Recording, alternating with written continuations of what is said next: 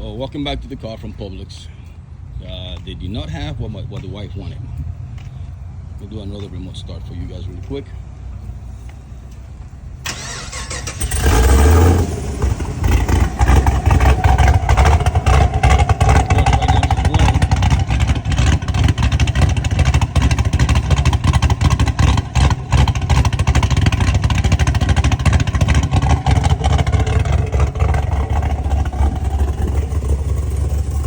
Warm now. I think I'm gonna take it to the car wash.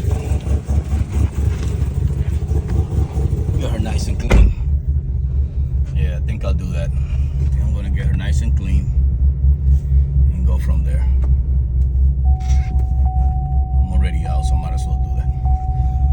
Alright guys, just wanted to show you again, the car warm, starts right up again. The car has no problems, no issues.